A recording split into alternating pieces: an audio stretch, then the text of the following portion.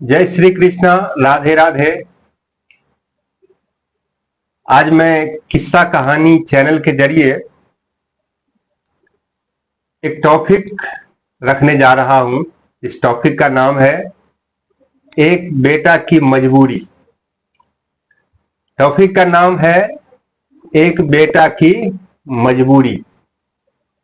आप लोगों से अनुरोध है कि किस्सा कहानी चैनल को लाइक करें, सब्सक्राइब करें, कमेंट करें और कहानी कैसा लगता है और जरूर जो है आप लोग कमेंट कीजिए, क्योंकि कमेंट करने से हमको पता चलता है कि आप लोगों को कहानी कैसा लग रहा है। एक बेटा की मजबूरी के ऊपर जो है ये कहानी है। बेटा का जब जन्म होता है तब से लेकर के 18 साल तक की बात जो है अभी हम नहीं बोल सकते उसके संबंध में। उसके बाद और ये भी जो मैं अभी आप लोगों के बीच में जो चर्चा करने जा रहा हूं वो मैं सिर्फ एक अनुभव, मैं अपने अनुभव से इस बात को जो है आप लोगों के बीच में रख रहा हूं। जो एक बेटा की मजबूरी कहां से शुरू होती है, जब उसका शादी होता है, घर में एक बहू आती है, उसके बाद से बेटा का जो है कुछ ना कुछ मजबूरी शुरू हो जाती है। मजबूरी के कई रूप होते हैं, आप लोग अनुभव किए होंगे। मजबूरी का रूप जैसे मैं आप लोगों के बीच में जो है खुलासे करके मैं रख रहा हूं, उसको समझिएगा। शादी हो जाने के बाद एक बेटा जिसको उसका मम्मी, उसका पापा, उसका भाई बहन बहुत प्यार करता है, उसका प्यार जो है, उस बेटे का प्यार थोड़ा बहुत बट जाता है शादी होने के बाद। और वो बटता है किधर? तो उसका जो पत्नी होता है उसके तरफ। लेकिन फिर भी वो बेटा हर किसी से उतना ही प्यार कर रहा होता है कि जितना कि पहले कर रहा होता है। उस बेटे के ऊपर एक जिम्मेदारी जो है बढ़ती है वहां से जब उसका शादी हो जाता है। कहानी में ट्विस्ट तब आता है जब उसकी पत्नी को लेकर के, किसी भी बात को लेकर के घर के अंदर जब विवाद शुरू होता है, तब जाकर के उस बेटा के अंदर में मजबूरी स्टार्ट होती है। उस माहौल में उसको ये नहीं समझ में आता है कि मैं अपने मम्मी को क्या कहूं, क्या समझाऊं, या अपने पत्नी को क्या कहूं, क्या समझाऊं। कभी कभार ऐसा होता है कि सही बात अगर पत्नी को अगर कहते हैं तो उसके मन में ये चीज उस टाइम में फील होता है कि अपने मम्मी का सपोर्ट लेकर के वो हमको बोल रहा है। आपने देखा होगा कि कभी कभार ऐसा भी होता है कि अगर मम्मी को किसी भी बात का अगर सलाह दे रहा होता है, मतलब बेटा अगर किसी भी लफड़ा में, जब पारिवारिक लफड़ा होता है, उस मध्य में अगर बेटा अगर अपने मम्मी से अगर कुछ समझाता है तो मम्मी को ऐसा लगता है कि तू हमारा अब नहीं रहा, इसीलिए तुम अपने पत्नी को समझाने की जगह पर, अपने पत्नी को समझाने के बजाय तुम हमको समझा रहा है। वहां पर जो ऐसी स्थितियों को देख चुका होगा और ऐसी स्थितियों को झेल चुका होगा, उस मजबूरी को वही आदमी समझ सकता है। और मेरा अनुभव जो कि 100 में से 98% यानी कि 98% जो है बेटों के बीच में इस तरह की समस्या आती है। और वो मजबूरी ऐसा मजबूर करता है आदमी को, उस वक्त उसको ये नहीं आता है समझ में, जो आखिर हमें क्या किया जाए।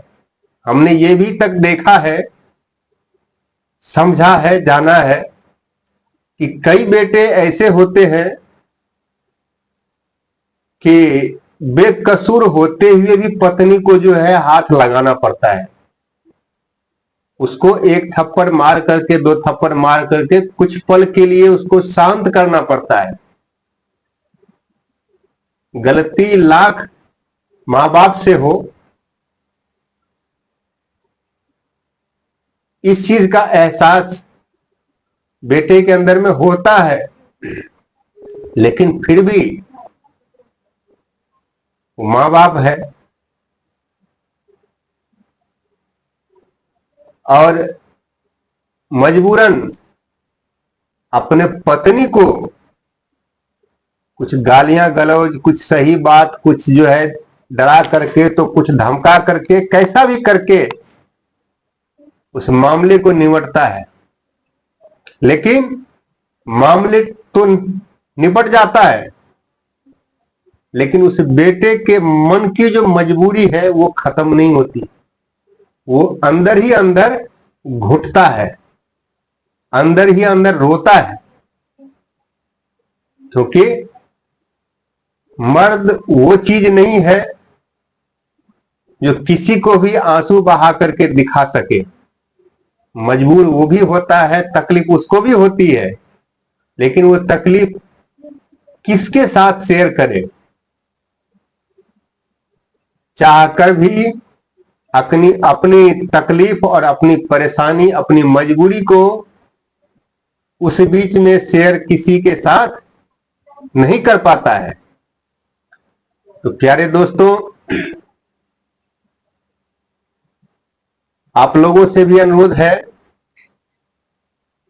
कि अगर इस तरह का, अगर किसी भी तरह से मजबूरी का सामना करना पड़े तो धैर्य के साथ कीजिएगा, क्योंकि किसी दूसरे घर से आई हुई लड़की जब किसी परिवार में समावेश होती है, उस लड़की को, उस परिवार को समझने में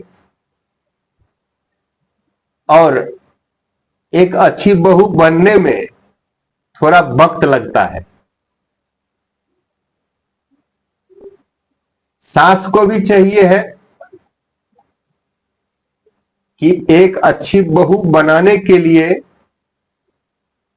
हमेशा, अगर मैं गुरूर में ही बात करूं या हमेशा मैं उसको ताने देकर ही बात करूं तो ही जाकर के वो एक अच्छी बहू बन सकती है। तो ये सब जो है मेरा अनुभव कहता है कि गलत है, क्योंकि कुछ बातें ऐसी भी होती है जो कि गुस्से का उपयोग नहीं करके एक उसे शांतिपूर्वक समझाया जाए, शांतिपूर्वक जो है उसको एक मार्गदर्शक बन करके समझाया जाए, तो एक अच्छी बहू जो है बन सकती है और विवाद हम खत्म कर सकते हैं। और वहां पर जो है बेटे को हम मजबूर जो है नहीं होने दे सकते हैं। इसलिए आप लोग से अनुरोध है कि इस मजबूरी को जिसने भी झेला है या जिसने भी देखा है, आपको कैसा लगा ये हमारी एक किस्सा कहानी चैनल के जरिए टॉपिक, तो जरूर आप कमेंट कीजिएगा। कभी कभार ऐसा भी आपने देखा होगा कि कुछ बहनें भी ऐसी होती है जो सास और बहू के बीच का जो लफड़ा होता है उसका बहुत बड़ा रोल जो है कभी कभार ननद का भी होता है, क्योंकि बहू के ऊपर भरोसा सास को बाद में होता है और बेटी के ऊपर भरोसा पहले से उसको रहता है। अगर बेटी गलत भी हो तो तत्क्षण के लिए उसके मां के नजर में नहीं आता है, और बेटी अगर यानी अपने भाभी यानी कि बहू के प्रति अगर कुछ कह दे, गलत भी कह दे, तो वो सास जो है एक्शन में आ जाती है। लेकिन सास को भी समझना चाहिए कि क्या पता जो किसी का बेटी आज हमारे बहू के रूप में मेरे घर आई है, हमारा भी बेटी किसी दूसरे के घर जाएगी, तो क्यों ना बहू को डांटने के बजाय मैं बेटी से ही अच्छी तरह से खबर ले लूं कि क्या पता कि बेटी ही हमको जो है गलत जो है बहू के प्रति बोल रहा हो। तो कुछ कमियां ऐसी होती है पारिवारिक, छोटी सी छोटी बातों को अगर सही तरीके से लिया जाए तो वो बात वहीं पर खत्म हो जाता है, वहां पर बेटे जो है मजबूर नहीं होता। लेकिन उसको जो है एक अहम भाव से अगर देखा जाए,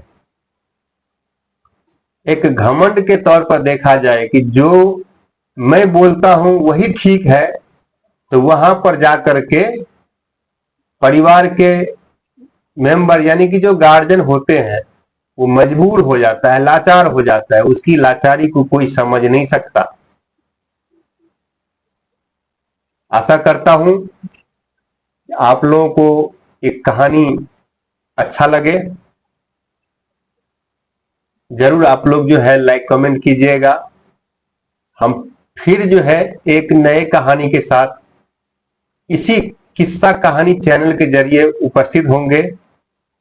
तब तक के लिए जय माता दी, जय श्री राम, जय श्री कृष्णा।